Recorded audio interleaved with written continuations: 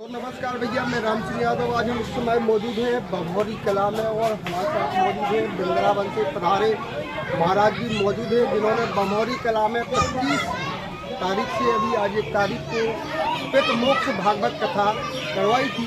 आज उसका जो पूजन भंडारा था, यहाँ पर कन्याएँ भी हैं, जो एक बहुत बड़ा विशाल भंडारा हुआ था। आज हम महाराज जी से पूछेंगे पितमोक्ष से आखिर पितमोक्ष क्या है, और पितमोक्ष से अगर पितमोक्ष करवाते हैं या गया जाते हैं या नहीं जाते हैं तो कौन कौन सी हानियाँ होती हैं या कौन कौन से लाभ होते हैं। जैसे कहा जाता है अपने बुंदेलखंड में और संपूर्ण भारत में अपने यहाँ प्रचलित जो पितमोक्ष की तमाम कहानियाँ हैं, आज हम उसी कहानियाँ को लेकर महाराज जी के साथ मौजूद हैं।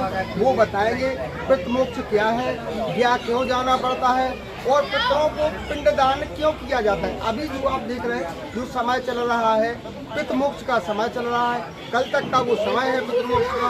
आज हम इसी संबंध में चर्चा करेंगे। सबसे पहले आपका मार्ग चला है, बहुत बहुत स्वागत है। अच्छा गुरु जी, आप ये बताएं कि जैसे पितमोक्ष आपने अभी भागवत कराई थी पितमोक्ष के बारे में, क्या है पितमोक्ष और क्यों पितरों को पिंडदान किया जाता है, इससे क्या होता है, अगर अपन नहीं करते हैं तो इससे कौन कौन सी हानियाँ होती हैं। सर्वप्रथम तो मैं सनातन को धन्यवाद देना चाहता हूँ, क्योंकि हम सबका जन्म सनातन में हुआ।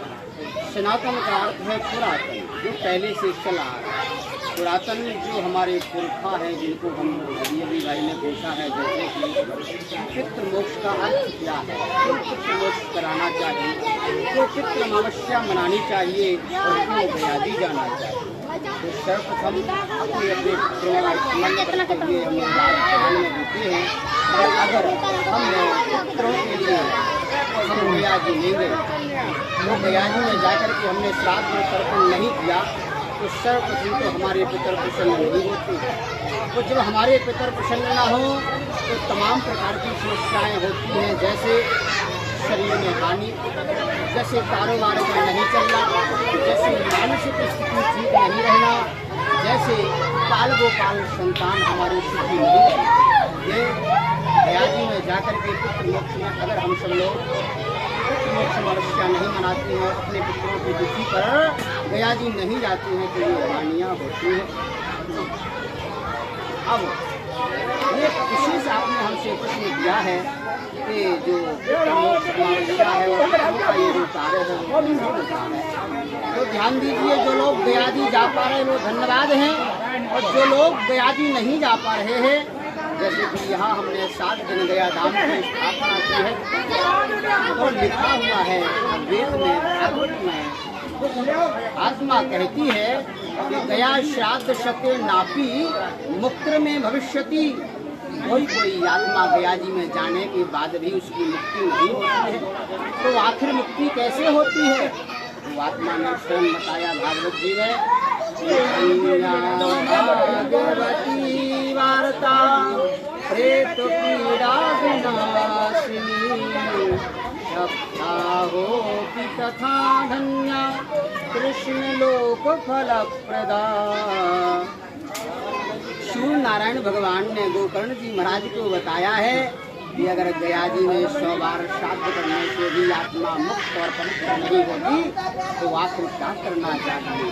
बोले धन्य है वो भागवत की कथा, जिस कथा को सुनने से पितर लोग मुक्त हो जाते हैं, उन्हें मोक्ष मिल जाता है और समस्त प्रेतों का विनाश हो जाता है, उनको क्षय हो जाता है, मुक्ति हो जाती है। इसलिए यहाँ ग्राम बमौरी कला में विगत 25 तारीख से चल रहा यह दिव्य अनुष्ठान जो चलते चलते आज इसका 7वां दिन है, समापन का दिन है।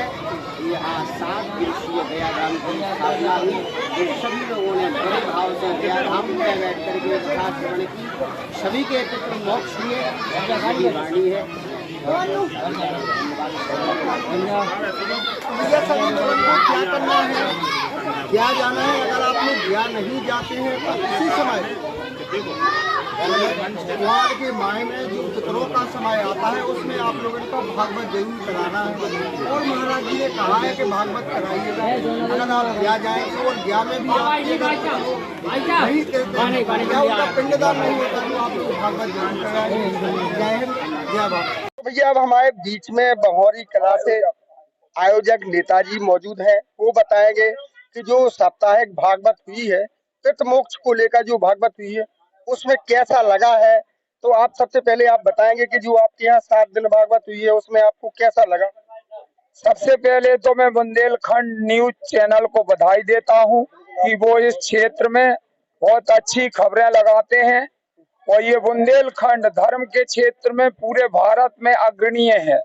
चाहे यहाँ गोस्वामी तुलसीदास जी का जन्म हो, चाहे ओझा राम राजा हो, अन्यथा कुंडेश्वर और यहाँ पर छिपरी में भी इतना विशाल शंकर जी का मंदिर बना है और केदारेश्वर, कुंडेश्वर और यहाँ जटाशंकर, भीमकुंड और तुलसीदास जी ने भी यहाँ रामचरितमानस लिखने वाले बुंदेलखंड कवि ही हैं।